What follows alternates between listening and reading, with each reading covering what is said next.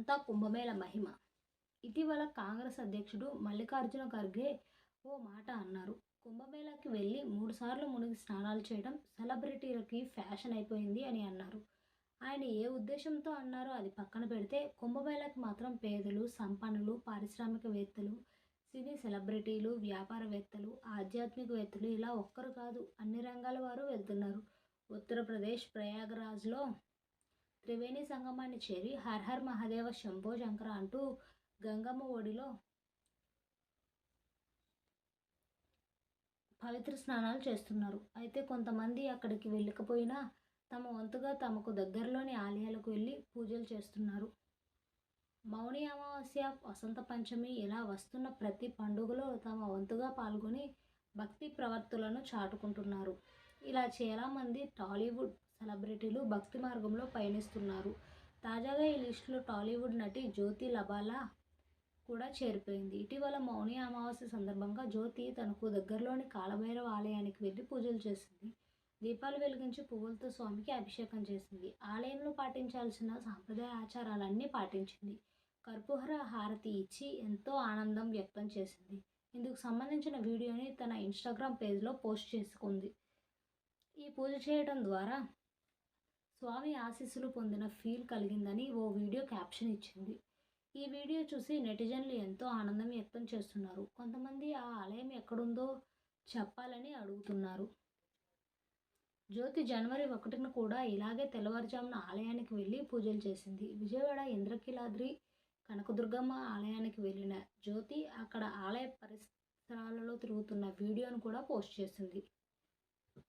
అందులో ఇంకా మన హిందూ సాంప్రదాయాల ప్రకారం సూర్యభగవానుడిని ఎంతో పవిత్రమైనటువంటి దేవుడిగా భావించి పూజలు చేస్తూ ఉంటాం.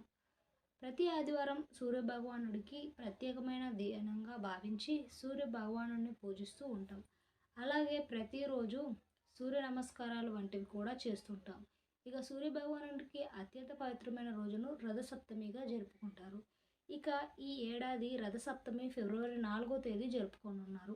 ఈ క్రమంలో రథసప్తమి రోజు ఏం చేయాలి, సూర్యభగవానుడిని ఎలా పూజించాలి, ఏది నైవేద్యంగా సమర్పించాలి అనే విషయానికి వస్తే సూర్యుడు మకర రాశిలోకి ప్రవేశించిన తర్వాత ఉత్తరాయణం ప్రారంభమవుతుంది. ఇలా ఉత్తరాయణంలో మాఘమాసంలో వచ్చే సప్తమి తిథిని రథసప్తమిగా జరుపుకుంటారు. ఈరోజు ప్రత్యేకంగా సూర్యభగవానుడికి పూజిస్తారు.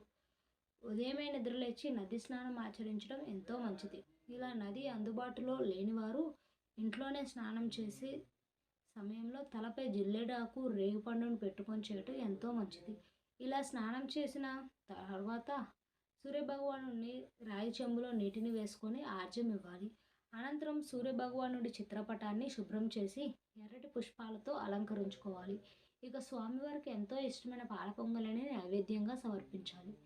ఇంటి ముందు కూడా ఈరోజు రథం ముగ్గులు వేసుకోవడం మంచిది. ఇక సూర్యోదయం తర్వాత తూర్పు దిశగా తులసికోట పక్కన ఆవు పేడతో శుభ్రంగా అలికి పొయ్యి వేసి అందులో ఆవు పిడకలతో ఆవు పాలను పొంగించి అందులోనే బియ్యం వేసి స్వామివారికి పాల పొంగల్ తయారు చేయాలి. అనంతరం ఈ పాలు పొంగల్ని 7 చిక్కుడు ఆకులలో నైవేద్యంగా దేవుడికి సమర్పించాలి. అయితే 7 చిక్కుడు కాయలతో రథం తయారు చేసి తులసికోట ముందు పెట్టి ఈ చక్కెర పొంగలి నైవేద్యాన్ని కూడా ఆ రథం ముందు ఉంచి పూజ చేయటం వల్ల సూర్యభగవానుడి దీవెనలు మనపై ఉండి జన్మ జన్మల పాపాలు తొలగిపోయి ఆ భగవాను ఇంకా అందులో పూర్తిగా తెల్లవారకపోవడంతో ఆలయం విద్యుత్ లైట్ల కాంతిలో మెరుస్తూ కనిపించింది. ఆలయ పరిసరాలన్నీ ఎలాంటి రద్దీ లేకుండా ఉన్నాయి. ఈ వీడియో కూడా నెటిజన్లు ఆనందంగా కామెంట్స్ ఇస్తున్నారు. ఇలా జ్యోతి మాత్రమే కాదు చాలామంది నటీనటులు ఇప్పుడు భక్తిభావ ప్రవర్తనలో మునిగిపోతున్నారు. వృత్తిపరంగా తాము ఎలా ఉన్నా భక్తిపరంగా తాము కూడా అందరిలాంటి వారమే అని నిరూపిస్తున్నారు. కొంతమంది ఇళ్లలోనే పూజలు చేస్తుంటే మరికొందరు ఆలయాల్లో అభిషేకాలు చేస్తున్నారు. ఇంకొందరు ఏకంగా కుంభమేళాకు వెళ్ళి ఆధ్యాత్మిక తన్మయత్వం పొందుతున్నారు. ఇలా కుంభమేళా క్రతువు దేశ విదేశాల్లో భక్తిభావాన్ని పెంపొందిస్తుంది. ప్రధానమంత్రి నరేంద్ర మోదీ కూడా ఫిబ్రవరి 5న కుంభమేళాకు వెళ్తున్నారని సమాచారం. ఇందుకోసం ప్రయాగ్రాజ్లో భారీ ఏర్పాట్లు జరుగుతున్నాయి. ఇటీవల కుంభమేళాలో తొక్కిసలాట జరగడంతో ప్రధాని రాక సందర్భంగా ఏ సమస్య రాకుండా భక్తులకు కూడా అసౌకర్యం కలగకుండా కట్టుదిట్టమైన భద్రతా చర్యలు తీసుకోనున్నారు. అంతర్వేది లక్ష్మీ నరసింహస్వామి కళ్యాణం చూద్దాం రారండి. దక్షిణ కాశీగా పేర్కొందిన అంతర్వేది క్షేత్రం మహిమాన్వితమైనది. ఉమ్మడి తెలుగు రాష్ట్రాల్లో విరాజిల్లుతున్న నరసింహుని క్షేత్రాల్లో ఇది పురాణ ప్రసిద్ధిగాంచింది.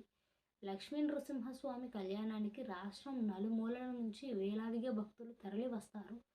స్వామివారి కళ్యాణంలో భక్త కుటుంబాల వారే కర్తలుగా శుభ కార్యక్రమం జరిపించడంలో ముఖ్య భూమిక పోషిస్తున్నారు. అంతర్వేది క్షేత్రంలో లక్ష్మీ నరసింహస్వామి శిలారూపంలో పశ్చిమ ముఖంగా అవతరించారు.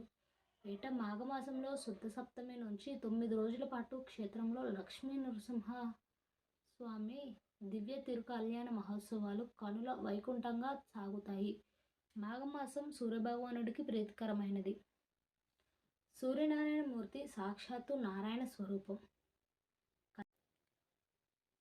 కలియుగంలో కనిపించే దేవుడు సూర్యభగవానుడు. ఈ కారణంగా రథసప్తమి రోజు కళ్యాణోత్సవాలు మొదలుపెట్టడం ఆనవాయితీగా వస్తుంది. ఈ ఏడాది ఫిబ్రవరి 4 నుంచి 13వ తేదీ వరకు నిర్వహించే స్వామివారి వార్షిక దివ్య తిరుకల్యాణ మహోత్సవాలు జరగనున్నాయి. 7వ తేదీ దశమి నాడు రాత్రి 12:55 మృగశిర నక్షత్రయుక్త వృశ్చిక లగ్నంలో జరగనున్నాయి. తర్వాత 8వ తేదీ భీష్మ ఏకాదశి నాడు నూతన వధూవరులుగా మూర్తిభవించే శ్రీ స్వామి అమ్మవార్లను రథంపై ఊరేగించి యాత్ర నిర్వహించనున్నారు. 12వ తేదీ మాఘ పౌర్ణమి రోజున వశిష్ఠ నదీ సంగమ ప్రాంతంలో స్వామివారికి చక్రస్నానం నిర్వహిస్తారు. భక్తజనమే పెళ్లి పెద్దలుగా. లక్ష్మీ నృసింహస్వామి ఆలయాన్ని నిర్మించడం దగ్గర నుంచి ఆయన కళ్యాణంలో పలు కుటుంబాల వారు కర్తలుగా నిలబడి కళ్యాణాన్ని నిర్వహించడం ఆనవాయితీగా వస్తుంది. నృసింహుని కళ్యాణంలో గోదావరికి ఇరువైపులా వారు భాగస్వాములే. ఇటు కోనసీమ వాసులతో పాటు అటు పశ్చిమ గోదావరి జిల్లాలను చెందిన కొన్ని కుటుంబాల వారు ఈ కళ్యాణ తంతులో తమ వంతు సేవలను అందిస్తారు. అంతర్వేదిలో శ్రీ లక్ష్మీ నరసింహస్వామి వారి చక్రస్నానం డాక్టర్ బిఆర్ అంబేద్కర్ కోనసీమ జిల్లా పేరూరు వేద పండితుల చేతుల మీదుగా నిర్వహిస్తుండడం దశాబ్దాల కాలంగా వస్తుంది. కళ్యాణానికి ముందు స్వామి అమ్మవార్లను పెండ్లి కుమారుడు పెండ్లి కుమార్తెలు చేసి అవకాశం బెల్లంకొండ ఉండపల్లి వారి కుటుంబాల వారికి దక్కింది. రథసప్తమి రోజున నిర్వహించే ముద్రిక అలంకరణలో స్వామికి పంచెను బెల్లంకొండ కుటుంబాల వారు, అమ్మవారికి చీర ఉండవల్లి కుటుంబాల వారు ఇవ్వడం ఆనవాయితీగా వస్తుంది. కళ్యాణ మహోత్సవంలో పశ్చిమ గోదావరి జిల్లా మొగల్తూరు రాజులు పెండ్లి కుమారుడి తరపున నిలబడి కళ్యాణంలో పాల్గొంటారు. ప్రస్తుత వారసుడు రాజా కదిలి